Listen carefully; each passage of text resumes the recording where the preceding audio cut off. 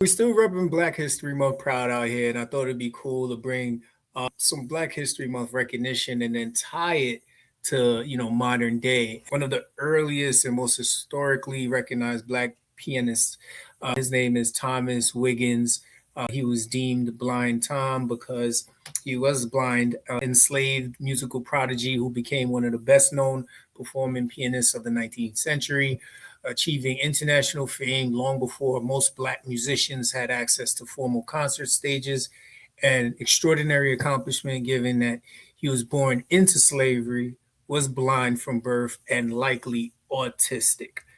Now, there's been plenty of firsts when it comes to Blacks and playing the piano, but what was notable about him was him being born blind. And when the plantation owner sold him and his family, him being a part of it was considered as a free extra in the transaction. Now, this is crazy because now we're talking about slavery times, but in slavery times, this wasn't considered crazy. This is exactly how they looked at Black people.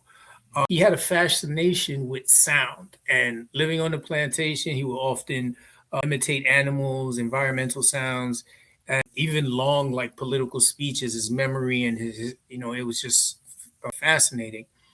But now, living in this household, he first got introduced to the piano and he became fascinated by the daughter of Bethune, who was actually having piano practice. And at age 4, he actually just started playing and he played it perfectly.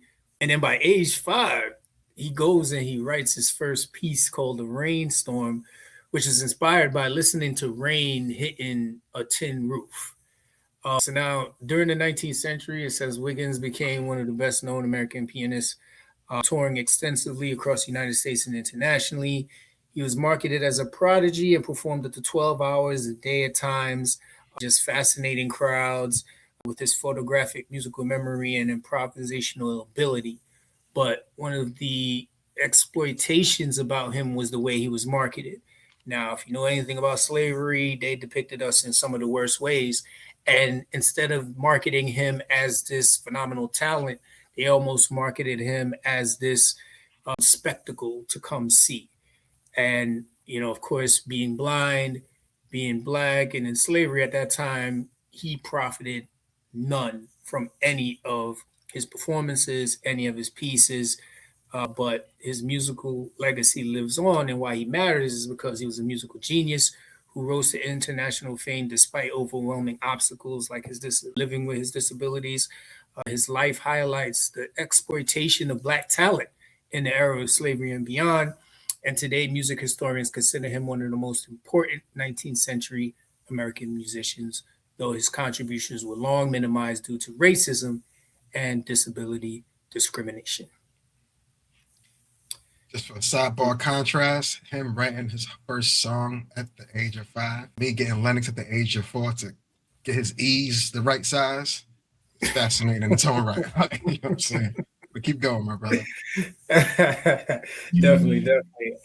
Now, how we're tying this to modern day time is we're going to highlight a gentleman by the name of Camden Stewart. And before I talk any more about him, we got a little video we want to play of him.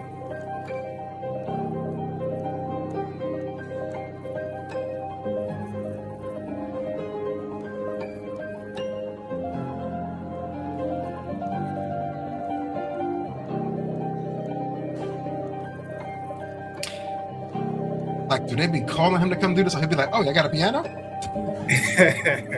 And just be shutting it down. That's what's up. Boy is nasty, man. He's just sick with it.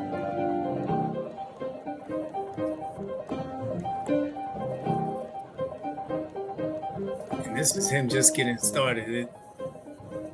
It's about to take a whole other turn in a minute. Some shit Pusha T come out to all white suit. You know it.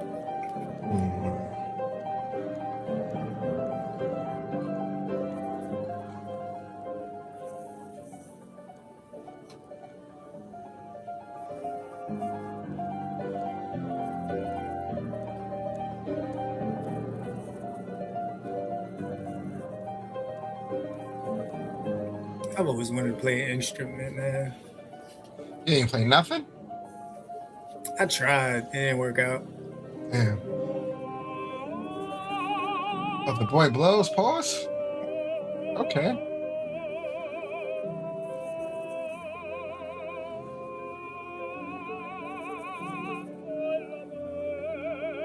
How old is he? Tell you right now, I believe he is 22, about to be 22 this year.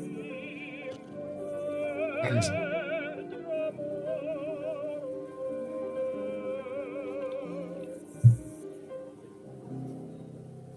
Gangster. Kill that. Kill that shit. Gangster. Like a talent. Big talent. Like you can really, when you Yeah. can do stuff like that, you can really just, oh, you got a piano? Just shut shit down. And nobody's going to stop you when you know what you're doing. Like, unless, Mariah Carey's piano or something like that. But shouts to him, man. Shouts to him, man. Yeah. Yeah, on demand too. On demand. So Cam Stewart, he's a British pianist, a composer, operatic tenor, and social media music personality known for blending contemporary classical piano with operatic vocals. He rose to prominence through public piano performances in London, especially at St. Pancras Station, and through viral videos on TikTok, Instagram, and YouTube. Listen, this kid's phenomenal, man. I mean, at age 7, he joined the world famous Libera Boys Choir, where he trained for around 10 years. An experience he says deeply shaped his classical and choral foundation.